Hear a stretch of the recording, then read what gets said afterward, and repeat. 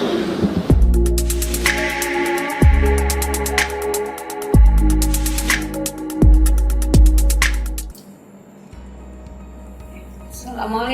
warahmatullahi wabarakatuh. Ketemu kembali kita di pelajaran Civic atau Pendidikan Pancasila dan Kewarganegaraan kelas 10 di pertemuan ke-7. Ya. Kita masih di bab 5, yaitu integrasi nasional dalam bingkai Bhinneka Tunggal Ika. Ya. Pada minggu lalu kita membahas tentang pentingnya konsep integrasi nasional. Sekarang sub pokok berikutnya yang C dari bab 5, faktor-faktor pembentuk integrasi nasional. Ya. Sebelumnya kita bahas dulu integrasi nasional sebagai usaha dan proses penyatuan perbedaan yang ada dalam suatu negara diharapkan dapat menciptakan keserasian dan keselarasan secara nasional. Apa itu faktor-faktor pembentuk integrasi nasional? Ya, integrasi nasional sendiri terbentuk dengan adanya faktor-faktor pendorong dan penghambat. Ya, inilah salah satu faktor pendorong, yaitu rasa cinta tanah air di kalangan bangsa Indonesia, sebagaimana dibuktikan dalam perjuangan merebut, menegakkan dan mengisi kemerdekaan yang diimplementasikan dalam setiap upacara, ya, bukan saja di sekolah, di kantor, di kantor-kantor swasta maupun pemerintahan. Setiap hari Senin tetap diadakan upacara bendera. Itulah sebagai pendorong penyemangat bahwasanya dulu Indonesia diraih dengan perjuangan yang sangat gigih dan sangat perjuangan dengan tumpah darah. Faktor-faktor pembentuk integrasi nasional, salah satu faktor penghambatnya yaitu masyarakat Indonesia yang beraneka ragam dalam kesukubangsaan dengan masing-masing budaya daerah, bahasa, ras, dan agama yang dianut. Ya, inilah salah satu faktor bahwasanya terlalu banyak ragam dalam kesukubangsaan. Ya, mungkin budaya pastilah berbeda budaya suku Batak dengan suku Melayu, ya. Bahasanya pun berbeda, ya.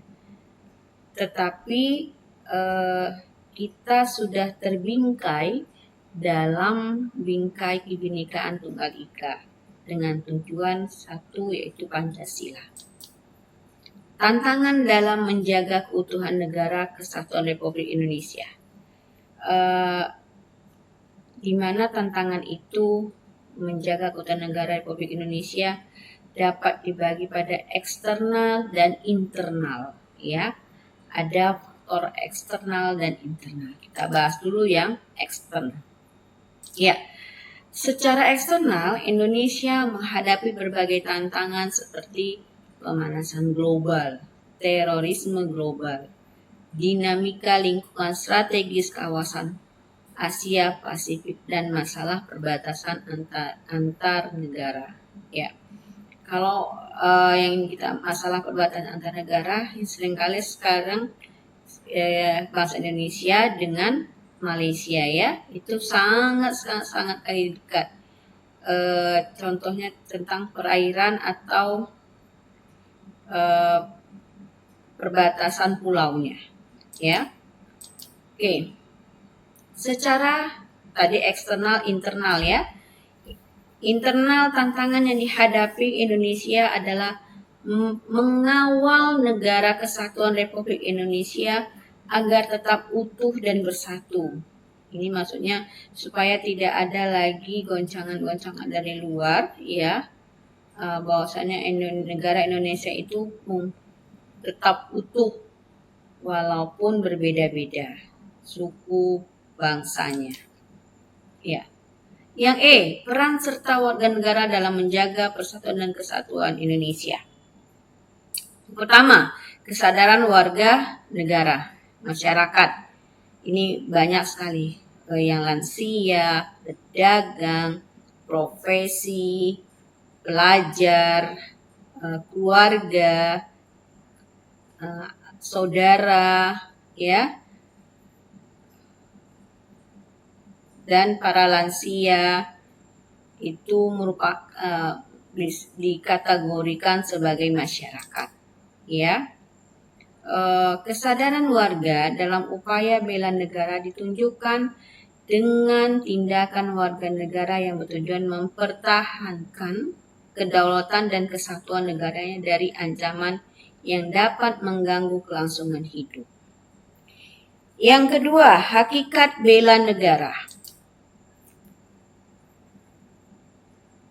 Ya, bangsa Indonesia berhak dan wajib membela serta mempertahankan kemerdekaannya dan kedaulatan negara, keutuhan wilayah, dan keselamatan segenap bangsa dari segala ancaman. Itulah dibingkai dalam satu Sumpah Pemuda. Ya. Yang ketiga, dasar hukum bela negara. Dalam upaya bela negara terdapat beberapa dasar hukum tentang kewajiban bela negara yang termasuk dalam Undang-Undang Nomor 3 Tahun 2002 tentang Pertahanan Negara. Ya, terima kasih kamu sudah melihat materi PowerPoint kita hari ini, ya. Kita ketemu kembali nanti di Google Classroom dan pasti adanya tugas yang akan kamu kerjakan. Saya tutup. Assalamualaikum warahmatullahi wabarakatuh.